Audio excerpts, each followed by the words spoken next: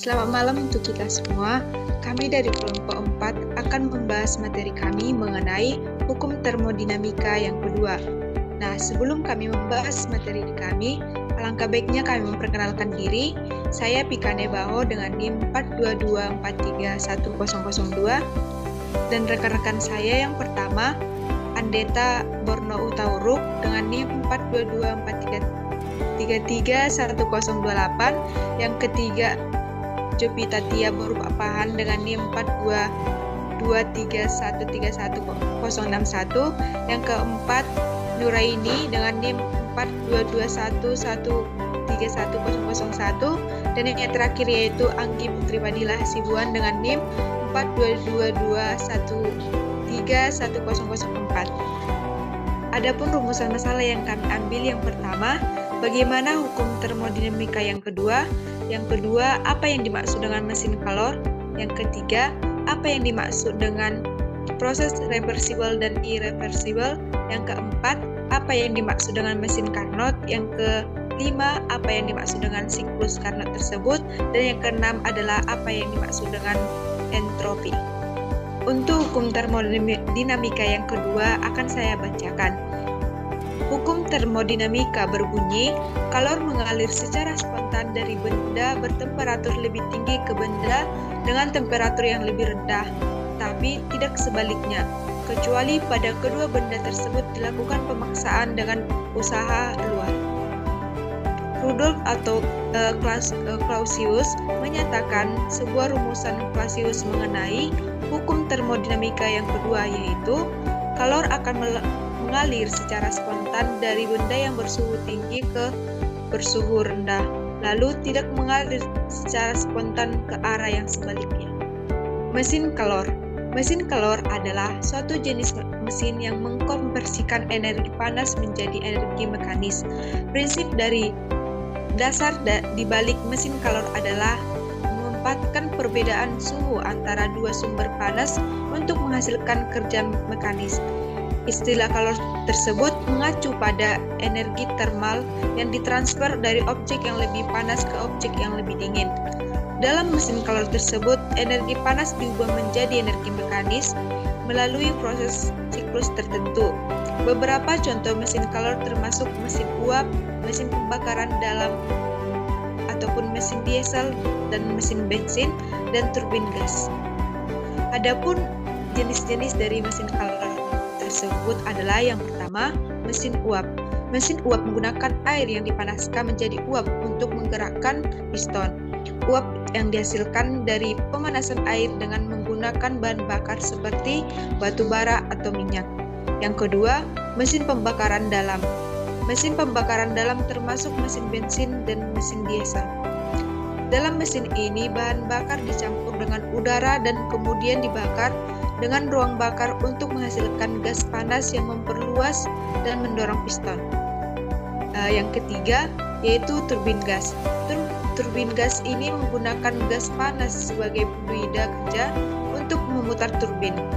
Gas panas dihasilkan dari pembakaran bahan bakar dalam ruang bakar, dan energi gas panas ini digunakan untuk menggerakkan turbin yang kemudian menghasilkan energi mekanis.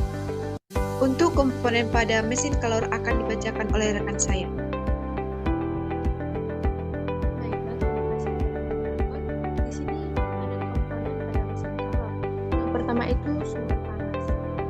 Sumber panas ini adalah sumber energi panas yang digunakan untuk sumber panas dapat berupa pembakaran bahan bakar seperti minyak atau gas alam, atau bisa berupa pemanasan dari sumber ataupun reaktor. Yang kedua itu ada fluida. Fluida kerja adalah substansi yang akan diubah dari fase cair uap atau gas panas selama siklus kerja mesin. Misalnya dalam mesin uap air adalah fluida kerja yang akan dipanaskan hingga menjadi uap untuk menggerakkan piston. Yang ketiga itu piston. Piston adalah komponen yang bergerak bolak-balik dalam silinder ketika fluida kerja dipanaskan dan berubah menjadi uap. Tekanan yang dihasilkan oleh uap ini mendorong piston ke arah tertentu. Yang keempat ada silinder. Silinder adalah piston bergerak. Saat piston bergerak maju atau mundur, tekanan uap mendorong piston dan memindahkan energi panas menjadi energi mekanis. Yang kelima ada katup. Katup berfungsi sebagai pintu pengatur aliran fluida kerja ke dalam dan keluar silinder. Katup membuka dan menutup secara sinkron untuk mengatur aliran fluida kerja selama siklus mesin. Yang keenam ada ruang bakar. Bakar merupakan tempat bahan bakar atau sebutan dicampur dengan udara dan kemudian dibakar menghasilkan gas panas yang akan menjadi fluida kerja dalam mesin pembakaran dalam. Yang ketujuh ada turbin. Dalam mesin turbin gas, turbin adalah komponen yang berputar oleh energi gas panas yang diperoleh oleh pembakaran bahan bakar. Putaran turbin digunakan untuk menghasilkan daya mekanis. Dan yang kedelapan itu ada poros. Poros adalah struktur berputar yang menghubungkan komponen bergerak dalam mesin seperti piston atau turbin dengan sistem penggerak lainnya seperti roda gigi atau bengkel. Di sini kami juga membahas tentang proses reversibel. Proses reversibel adalah proses ideal yang tidak pernah terjadi, sedangkan proses irreversibel merupakan proses alamiah yang banyak terdapat di alam. Saat kita merobek satu halaman atau dari buku catatan kita tidak bisa mengubahnya dan membukanya kembali. Ini adalah proses yang tidak dapat diubah, sedangkan air yang menguap dapat juga mengembun dalam bentuk hujan. Ini adalah proses yang dapat dibalikkan atau dapat kembali. Suatu proses termodinamika bersifat reversibel jika proses tersebut dapat kembali sedemikian rupa atau seperti semula, sehingga sistem dan lingkungannya kembali ke keadaan semula, tanpa ada perubahan lain dimanapun di alam semesta. Ini berarti sistem dan lingkungan dikembalikan ke keadaan awalnya pada akhir proses. Untuk pembahasan yang akan oleh rekan saya. Pada gambar di atas, sistem telah mengalami perubahan dari keadaan 1 ke keadaan 2. Proses reversibel dapat berbalik arah sepenuhnya dan tidak ada jejak yang tersisa yang menunjukkan bahwa sistem telah mengalami perubahan termodinamika. Selama proses reversibel, semua perubahan keadaan yang terjadi pada sistem berada dalam keseimbangan termodinamika satu sama. Yang pertama, proses yang dapat dibalik secara internal. Proses ini dapat dibalik secara internal jika tidak terjadi irreversibilitas dalam batas-batas sistem. Yang kedua, proses yang dapat dibalik secara eksternal. Dalam proses yang dapat dibalik secara eksternal, tidak ada irreversibilitas yang terjadi di luar batas sistem selama proses berlangsung. Suatu proses hanya dapat dibalik jika memenuhi dua kondisi. Yang pertama, kekuatan disipatif harus tidak ada. Yang kedua, prosesnya harus berlangsung dalam waktu singkat yang tak terhingga. Dengan kata sederhana, proses yang dapat membalikkan kembali sepenuhnya adalah proses yang dapat dibalik. Artinya, sifat akhir sistem dapat kembali ke sifat aslinya dengan sempurna. Proses tersebut dapat dibalik secara sempurna hanya jika perubahan yang terjadi dalam proses tersebut sangat kecil. Proses irreversibel. Proses yang tidak dapat diubah adalah akibat dari penyimpangan dari kurva sehingga mengurangi jumlah pekerjaan yang dilakukan secara keseluruhan. Proses irreversibel adalah proses termodinamika yang menyimpang dari keseimbangan.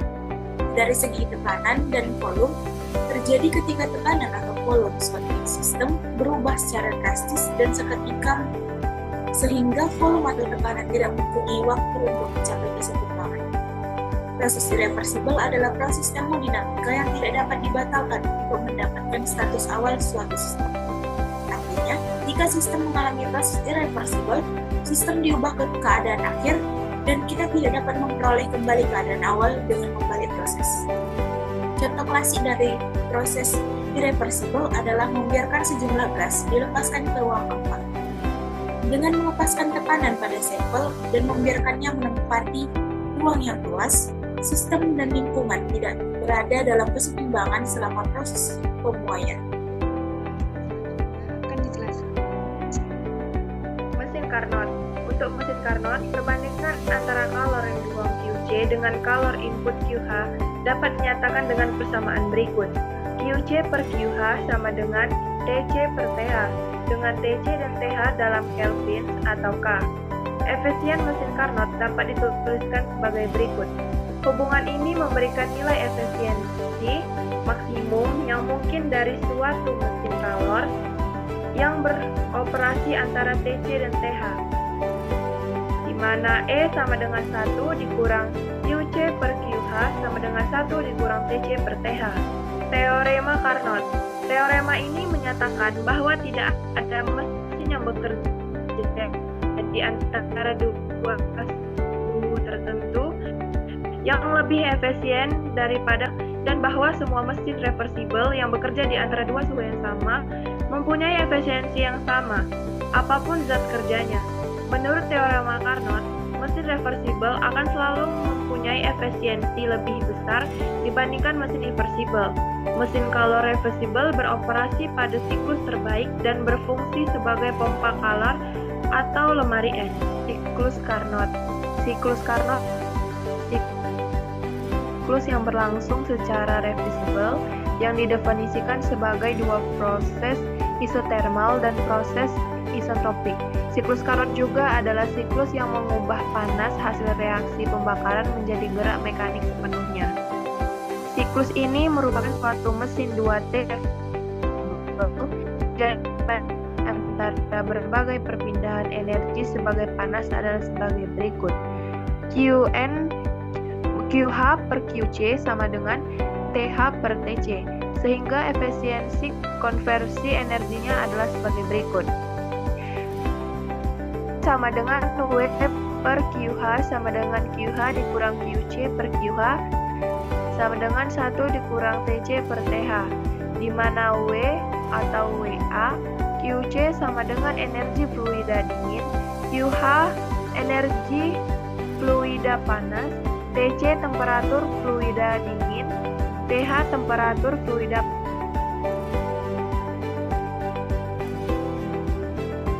Ciri-ciri siklus Carnot. Yang pertama, setiap proses yang melibatkan perpindahan panas haruslah isotermal baik pada TH maupun pada TC. Yang kedua, setiap proses yang mengalami perubahan suhu tidak terjadi perpindahan panas atau proses adiabatik. Yang ketiga, siklus Carnot terdiri dari dua proses isotermal reversibel dan dua proses adiabatik reversibel. Entropi. Entropi merupakan suatu ukuran derajat ketidakteraturan suatu sistem termodinamika. Entropi juga merupakan definisi dari energi yang tersedia dalam suatu sistem dengan bentuk tertentu. Dalam persamaan entropi dilambangkan dengan huruf S dan memiliki satuan Joule per Kelvin. Entropi adalah bagian dari sistem termodinamika yang dapat mengalami perubahan, namun total perubahannya yaitu 0. Contoh entropi pada kehidupan sehari-hari adalah mencairnya es. Es yang berbentuk padat memiliki derajat ketidakteraturan yang rendah. Dengan demikian, nilai entropi pada es sangat kecil. Sedangkan ketika es yang berwujud padat mulai mencair, nilai entropinya akan berlangsung naik karena fase cair memiliki nilai ketidakteraturan yang lebih tinggi jika dibandingkan dengan fase padat. Perubahan wujud masih dapat terjadi ketika es yang sudah berubah menjadi arti air akan menguap ke udara dalam bentuk gas. Perubahan pada fase cair merupakan fase gas, derajat ketidakteraturannya akan naik dan nilai entropinya lebih tinggi.